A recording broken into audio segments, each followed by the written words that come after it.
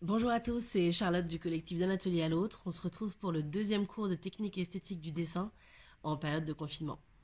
Et en fait, plutôt que de commencer la hachure directionnelle cette semaine, il m'a semblé que ce serait intéressant qu'on reste une semaine de plus sur la question donc du focus dramatique, du détail, de l'inachevé et de l'arrière-plan dynamique. En effet, dans le dernier cours, j'étais un peu ambitieuse. J'avais oublié qu'on ne serait pas forcément dans le même timing de travail euh, quand vous êtes chez vous et que vous travaillez chez vous par rapport au temps de travail qu'on a en atelier. On va donc passer cette séance à retravailler sur le tableau de Rubens, sur cette magnifique descente de croix de Rubens qu'on avait déjà commencé à regarder la semaine dernière. Et on va pouvoir prendre notre temps cette semaine pour développer des propositions dessinées, des analyses en fait de cette œuvre, en travaillant donc sur la question du détail et en s'intéressant aux grandes dynamiques de ce tableau. Je vais donc dans un premier temps essayer de vous raconter un peu les grandes dynamiques de la composition de ce tableau. Vous pouvez aussi regarder le tutoriel de Laurent Bailly à propos de l'image de Norman Rockwell, qui est tout à fait édifiante pour ce qu'on va faire ce soir. Évidemment, il y aurait énormément de choses à raconter sur ce tableau. Je vais essayer de vulgariser et d'aller relativement vite. Voilà, pour vous donner quand même quelques pistes de lecture, quelques clés de lecture. Si on regarde cette œuvre, évidemment, on est immédiatement saisi par la grande diagonalité qui se crée avec le Christ et ce linceul blanc qui monte du coin inférieur gauche de la toile vers le coin supérieur droit. On voit bien qu'on a ces deux jeunes femmes au premier plan en bas et qu'on a cette grand élan blanc qui monte jusqu'au coin supérieur droit, jusqu'à ce vieil homme qui vient tenir le bras du Christ. Donc cette grande diagonale qui vient vraiment couper la toile en deux, cette grande diagonale principale, c'est la dynamique principale du tableau et elle est soutenue en fait par deux diagonales accessoires qui viennent la renforcer. La première diagonale accessoire, on la retrouve à gauche avec l'enchaînement des trois corps qui sont sur la gauche, mais aussi à droite avec l'enchaînement donc de ces deux corps, Saint Matthieu en rouge, vraisemblablement Saint Matthieu, et cet homme aussi qui est sombre sur l'échelle. Ce qui est intéressant aussi, c'est qu'il s'agit d'une descente de croix. Donc on a tout un mouvement descendant qui est dessiné, enfin qui est ressenti ici. Un mouvement qui est descendant, donc qui descend de part et d'autre à gauche et à droite, mais qui en fait, une fois qu'il s'arrête sur ces deux jeunes femmes, dans le coin inférieur gauche, est un mouvement ensuite qui remonte, puisque l'œil remonte dans la page jusqu'au coin supérieur droite. C'est donc une descente de croix, mais le regard, lui, va monter. Et donc théologiquement, évidemment, spirituellement, ça a du sens. C'est une descente de croix, et en même temps, c'est voilà, c'est un élan vers le divin. Donc un élan qui monte. Si on regarde encore plus précisément les dynamiques de ce tableau, on voit qu'en réalité, tous les visages entre eux créent comme une sorte de grande spirale.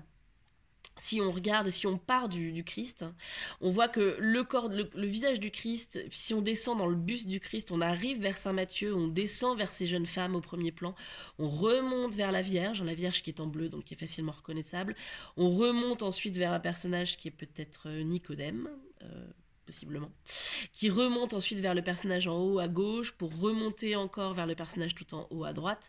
Donc on a vraiment une sorte d'énorme spirale, et une spirale qui est exagérée aussi par un autre arc de cercle qui va des épaules de Saint Matthieu, qui remonte le long du corps du Christ et qui s'arrête vers le visage de Nicodème.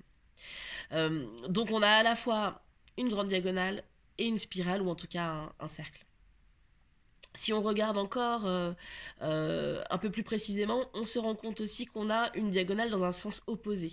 C'est-à-dire que du personnage qui est en haut à gauche, avec l'axe de ses bras, puis l'axe du corps du Christ, puis le bassin et les jambes du personnage en rouge, on a donc une diagonale qui va dans un sens opposé à la première diagonale. On a vraiment les deux croix du tableau qui sont représentées. On a vraiment la sensation donc d'une dynamique en croix, ce qui va bien évidemment avec le sujet. Et puis cette deuxième diagonale contradictoire à la première est soutenue par la diagonale, par l'inclinaison de l'échelle qui la reprend, qui la soutient. Si on regarde encore un peu plus précisément et qu'on s'imagine la ligne, enfin le point central du tableau, en fait, il est exactement au niveau du vide qu'on a entre le bras, la jambe et le buste du Christ. On a donc vraiment l'œil qui est happé dans cette espèce de trou noir et c'est un deuil, hein, le Christ est mort. Donc on a vraiment c'est déjà presque une sorte de caveau. Alors peut-être que je m'emballe un peu, hein, mais on a déjà quelque part la sensation d'une tombe avec ce trou noir au centre du tableau, mais qui est encadré aussi de la chair du Christ qui elle est lumineuse. Et donc on a cette percée sombre au centre du tableau qui est encadrée, hein, par toutes ces spirales qu'on a autour. Si on avait un doute sur le fait que le Christ était le personnage principal du tableau, bon, je crois que maintenant on a tous compris, on peut aussi regarder toutes les directions du regard, hein, des regards. C'est-à-dire que tous les personnages regardent vers le Christ, sauf deux qui ont un rôle bien particulier. C'est-à-dire qu'on a vraisemblablement Saint Matthieu qui porte le Christ en rouge, et Saint Matthieu, lui, regarde vers cette première jeune femme qui, elle, impulse la direction diagonale. Et si on regarde l'autre personnage qui est sombre sur l'échelle, lui aussi regarde le personnage en haut à droite, et lui aussi vient redonner donc cette diagonale. Donc c'est comme si tout le monde regardait le Christ, sauf deux personnages qui viennent renforcer la dynamique principale du tableau. Voilà, alors qu'allons-nous faire ce soir? Je vous invite déjà dans un premier temps à regarder cette œuvre, à vous l'approprier et à sentir quels sont les détails qui vous intéressent le plus. On va ensuite faire une recherche vraiment un peu en storyboard, hein, de manière très schématique, très esquissée. Je vais essayer de trouver le temps de vous faire une petite explication dessinée et de vous l'insérer dans cette vidéo. Voilà, de comment on peut cadrer et chercher une image, enfin un détail qui va nous intéresser et qui va faire sens par rapport à cette œuvre. Donc pas hésiter d'abord vraiment à storyboarder, à chercher sa composition. Et puis ensuite, on va un peu valider comme ça les options de composition qu'on a trouvées. Alors je vous ai mis deux exemples, par exemple de détails, deux exemples de cadrage un peu différents. Dans un premier exemple, on s'intéresse principalement à cette dynamique en croix.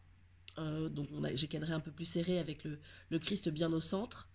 Et dans un deuxième exemple, j'ai exagéré cette question de spirale. Voilà, donc j'ai fait deux petites propositions de cadrage très différentes. Donc on storyboard, on prend vraiment le temps de storyboarder et de chercher le détail qui nous intéresse. On vérifie qu'il y a une dynamique intéressante dans le détail qu'on a cherché. Et ensuite, on va développer ce dessin, d'accord, et proposer vraiment proposer un dessin qui fasse, on va dire, qui fasse honneur à l'œuvre, hein, qui la raconte, qui en parle, mais que vous vous êtes approprié.